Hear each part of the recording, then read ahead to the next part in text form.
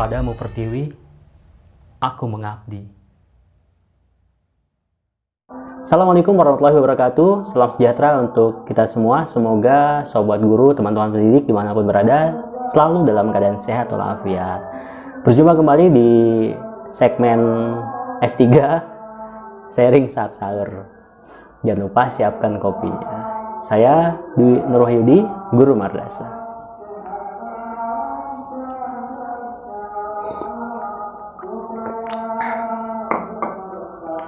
Baik, sobat pendidik, sobat guru, teman-teman dimanapun berada, seperti biasa nih, menjelang sahur ya. Dan terdengar ya, ada backsound bangunin sahurnya.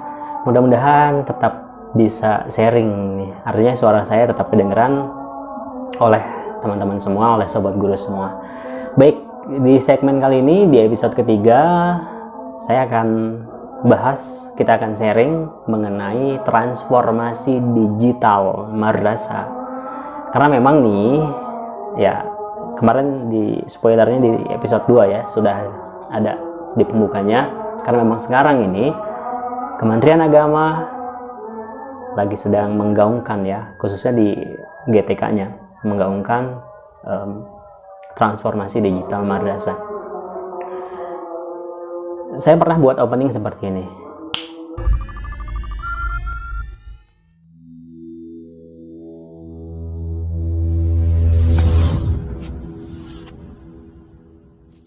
Nah, teman-teman, gimana?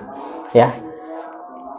Itu sebenarnya sederhana sih ya, sederhana, dan untuk teman-teman yang memang sudah mahir di bidang editing itu dasar banget. Artinya bukan dasar sih, artinya masih dalam kategori yang ringan-ringan editing seperti itu. Tapi begini teman-teman, kemarin 2 hari yang lalu ya, saya lihat di IG-nya GTK itu ada upload dan mengenai bentukan, saya bilang bentukan ya, mengenai bentukan madrasah yang sudah virtual. Kalau tadi saya udah kasih contoh ya, pembukaan video seperti itu, ya ini gambarannya ya memang sekarang sudah metaverse ya, universe atau metaverse tuh ya, udah mirip-mirip virtual tuh, udah mirip-mirip kayak kita kalau lagi nonton Iron Man, nah kayak gitu ya. Nah pokoknya gitulah, udah ada virtualnya. Nah ini dia, ini video yang dari GTK yang diupload itu.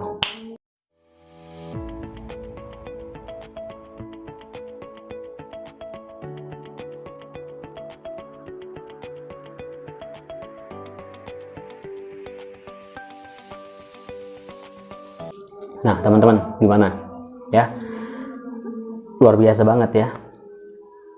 Saya berdoa dan saya semoga akan selalu, mudah-mudahan dunia pendidikan di Indonesia nanti beberapa tahun ke depan bisa seperti itu.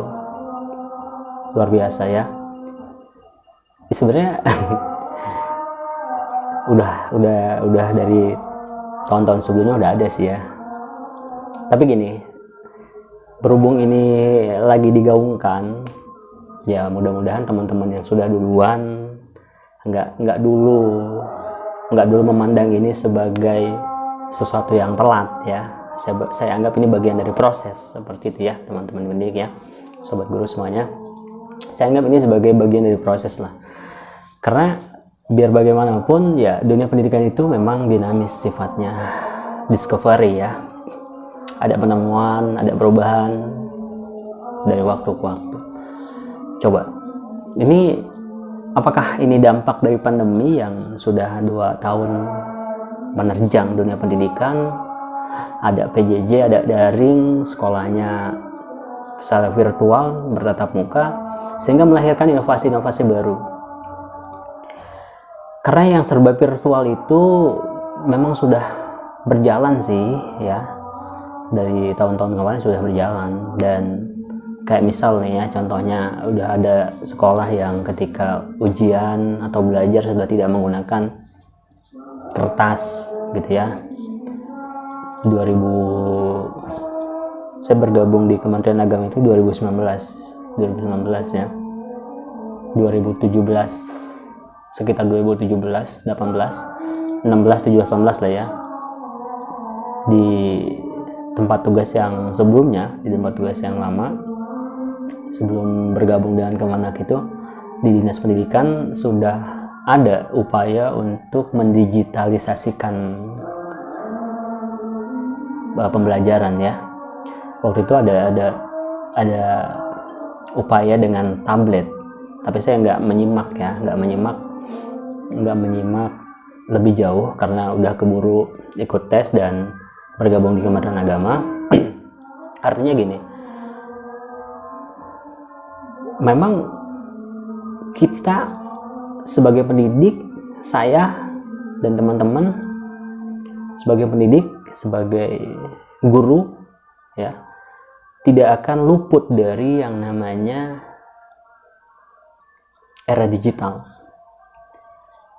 Zamannya, eranya saat ini memang sudah seperti itu teman-teman. Jadi kita nggak bisa abai, kita nggak bisa tutup mata, kita nggak bisa tutup mata dan tutup telinga, mempertahankan kerajinan kita nulis, mencatat di kertas, bikin RPP, tulis tangan misalnya, nulis RPP misalnya masih kopas, sama saya juga seperti itu ya, nggak usah ditiru yang jelek-jeleknya. Tapi udah ada juga diantaranya sekolah-sekolah yang sudah mulai agak maju selangkah lagi, kinerja tidak lagi berbasis pada RPP tapi berbasis kepada kinerja. Jadi mereka atau pendidik-pendidik atau teman-teman yang lebih dulu melakukan hal tersebut gitu ya, memandang bahwasanya yang jauh lebih penting saat ini yang dibutuhkan adalah bahan ajar.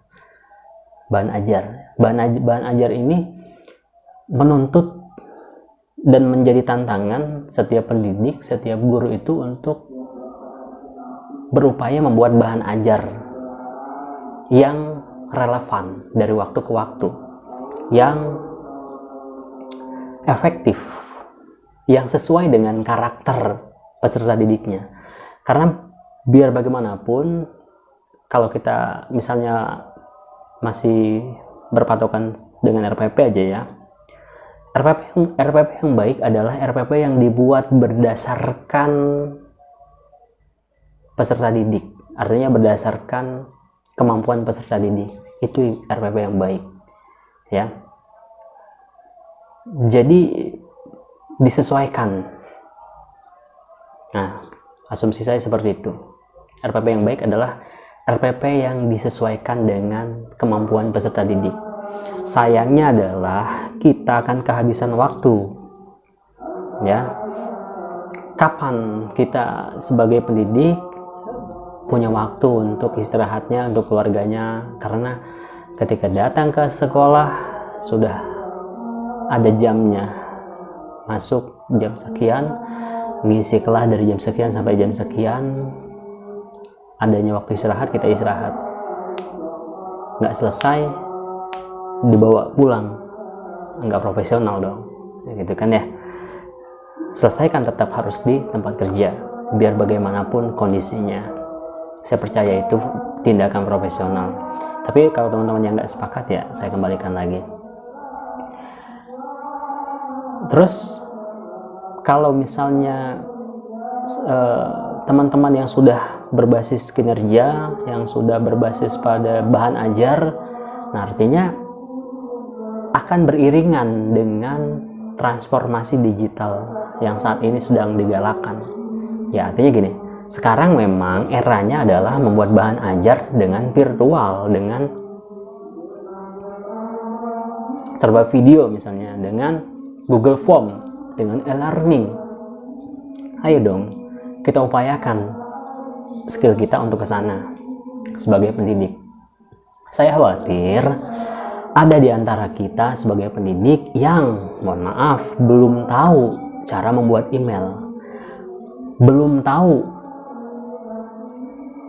cara gabung di Zoom atau menggunakan Zoom, atau mungkin bahkan baru tahu sejak pandemi ini seumur-umur baru tahu menggunakan Zoom. Atau mungkin, mohon maaf ya, nggak ngerti ketika membuat Google Form sudah bagus, terus bingung di bagian respon peserta didiknya cara ngapusnya gimana, padahal itu real time ya, artinya ya kalau misalnya diklik responnya itu terbuka, ada orang yang ngisi, ya dengan otomatis akan ada data baru yang masuk. Kalau mau dihapus ya hapus filenya, kan seperti itu. Saya khawatir yang seperti itu masih ada, sobat pendidik ya, teman-teman pendidik dimanapun. Dan yang terjadi adalah peserta didik kita sudah melangkah ke depan, sudah ngerti. Saya sharing kepada teman-teman, saya berkali-kali katakan kepada peserta didik, kepada siswa, kepada murid-murid ketika di kelas, di tempat tugas ya, kamu boleh dan bisa saja mungkin ketika mengisi di Google Form pilihan ganda gitu ya, terus juga mereka ini udah mulai bisa ngakal-ngakalin biar nilainya bagus seperti itu. Terus mereka ngetik nama, ngacak dulu gitu kan ya, mereka ngetik nama, ngacak dulu, terus juga ngisi, jawab, tek tek tek tek tek. Selanjutnya adalah kan nanti ketahuan skornya berapa, dan kalau yang gurunya mohon maaf misalnya belum upgrade, belum ngaktifin fitur jawaban yang salah dan benarnya, khawatirnya adalah jawaban yang benarnya ketika skornya udah keluar nih, udah dikirim gitu ya, itu kan bisa kelihatan seperti itu teman-teman. Atau ada peserta didik yang nyoba beberapa kali.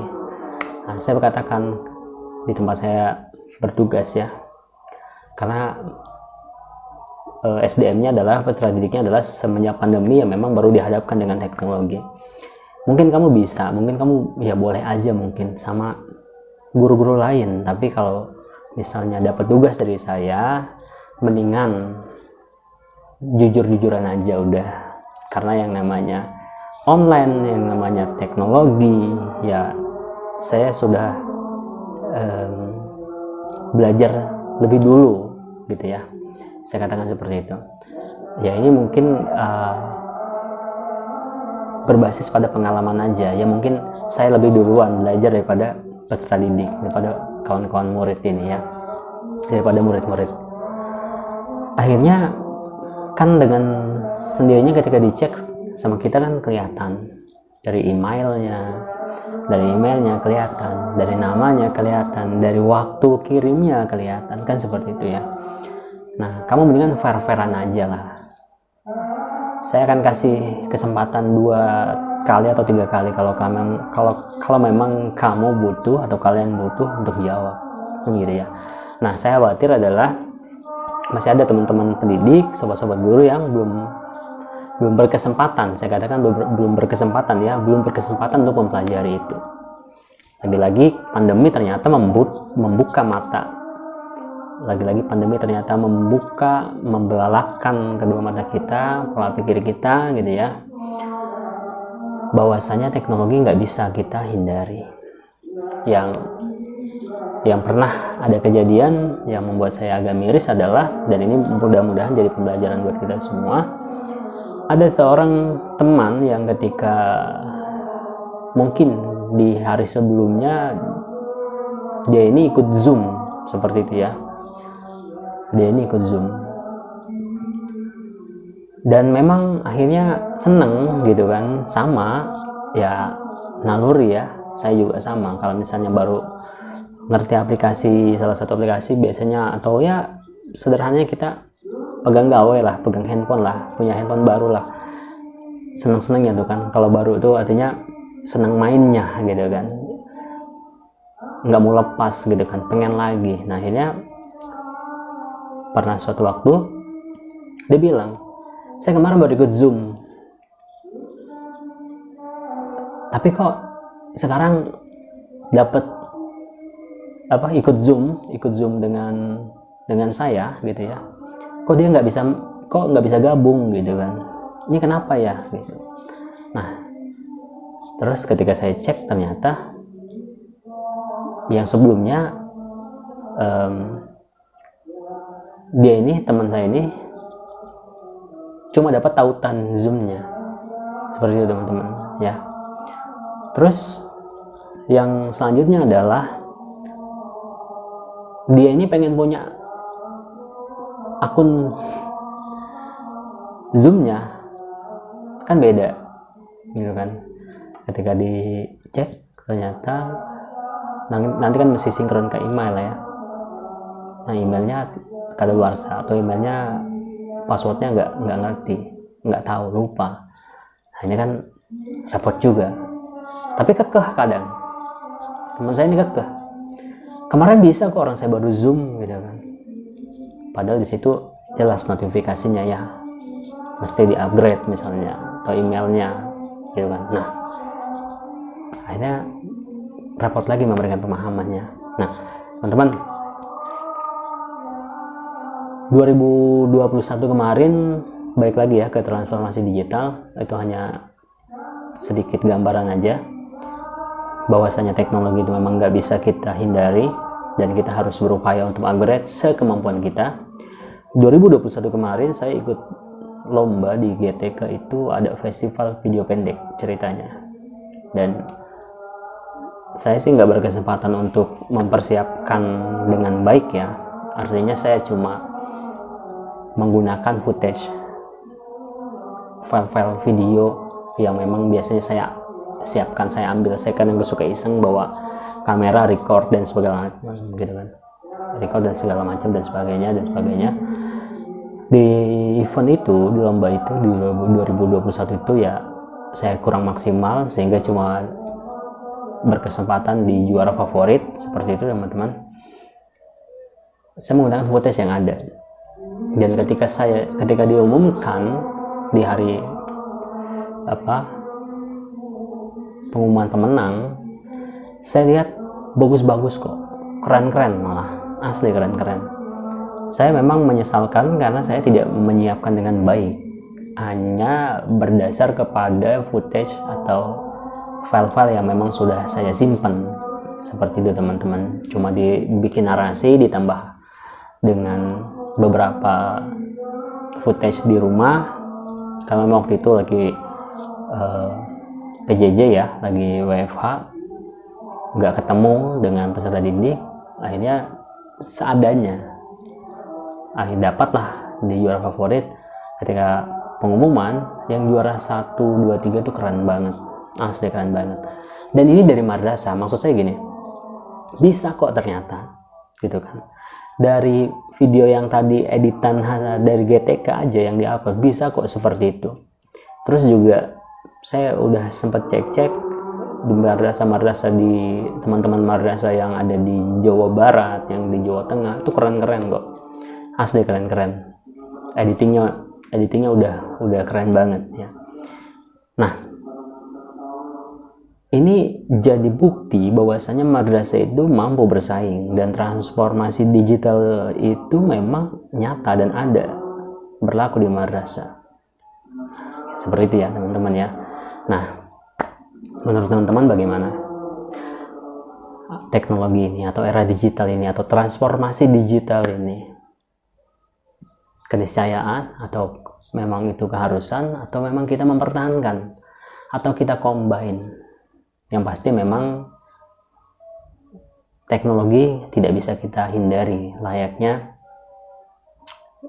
sebuah arus informasi yang tidak bisa dibendung, seperti itu teman-teman ya, gitu. Nah teman-teman yang punya pendapat lain, masukan lain, jangan sungkan, silahkan tautkan di kolom komentar. Atau teman-teman punya requestan mau bahas apa nih kita di S3 ya. S3 ini juga bagian dari doa saya lah buat teman-teman semua, buat sobat guru semua. Ya mudah-mudahan nanti bisa S3 semua, insya Allah, amin ya.